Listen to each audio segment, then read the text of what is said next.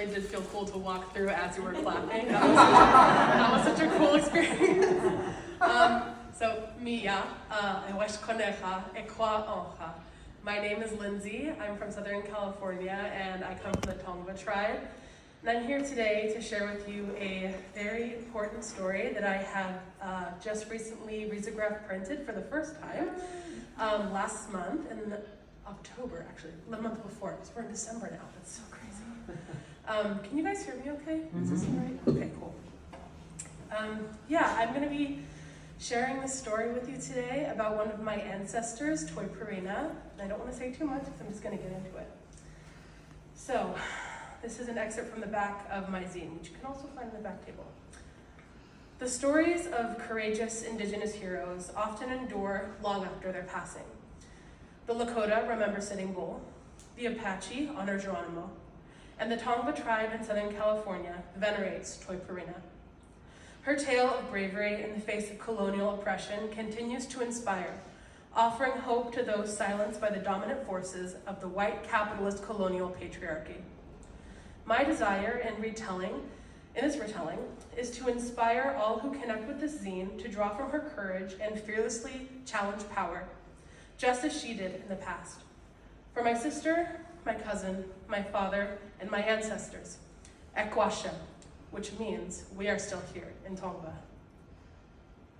So here's the cover. I actually collaborated with an artist who specializes in Aztec art. His name is Jorge Garza. I met him earlier this year at the Latinx Comic Arts Festival in California, which was very cool, and he generously gifted me the line art for this illustration, which I then colored and turned into this really cool cover. So let's get into it. Based on a true story of indigenous resistance. Mission San Gabriel was established by Father Junipero Serra in 1771, making it the fourth conquest of the oppressive mission system in so-called California. Its picturesque buttresses were built directly upon the native soil of Tobiskanga and the bodies of its former inhabitants, the Tongva tribe. My ancestors had no defense against the violence and disease of the Spanish colonizers. But we are a peaceful people, but that does not mean that we were submissive, as history would have you believe. Those who were captured during the early conquest were forcibly baptized, given Spanish names, and put to work laboring on the mission. They were forbidden to practice Tongva cultural rituals, speak Tongva language, or wear Tongva traditional regalia. Punishment for blasphemy included, but was not limited to, lashings, beatings, and starvation.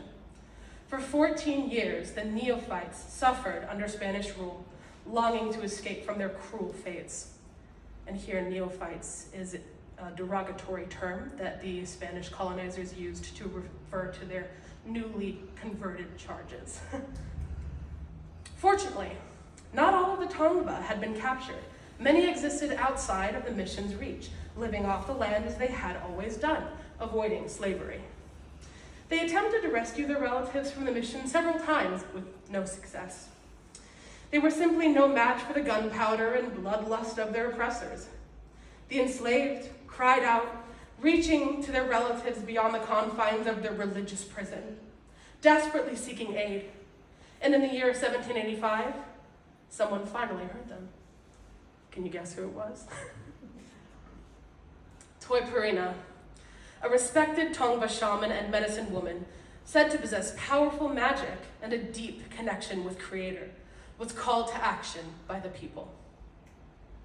She rallied neighboring villages and organized an invasion that would dismantle the Padres' power using her magic. Under the cover of night, she and 100 armed tribesmen snuck onto the mission grounds. Toy Purina was unarmed, wielding only her shamanic powers to keep the Spanish soldiers and priests asleep, and give the liberators all the time that they needed to eliminate them and free their relatives. But one of the neophytes heard of their plan the day before and betrayed them to the Padres. They were discovered. Most managed to escape. She, along 25 others, did not. The men were tortured, and Toy Purina became a prisoner at Mission San Gabriel for 3 years while waiting for an official sentence from Mexico City. While on trial, she is famously quoted for saying something along the lines of the following: "I hate the Padres and all of you for living here on my native soil, trespassing on the land of my ancestors and ruining our villages. I came to the mission to inspire these dirty cowards to fight, not to quail at the sight of Spanish sticks that spit fire and death, nor to retch at the evil smell of gun smoke, and be done with you white invaders." She was banished to the mission farthest from her ancestral homelands.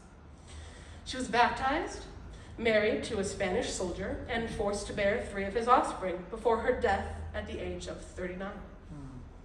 She is buried at Mission San Juan Bautista. Although the rebellion failed, she was true to her people, her culture, and herself. The story of her bravery is powerful, echoing throughout the veins of every Gabrieleño descendant. Despite the systemic religious oppression, violence, and whitewashing, we endure. We are resilient. We courageously choose to decolonize ourselves in the name of our ancestors to ensure that their cultural genocide has and will continue to fail. Thank you so much.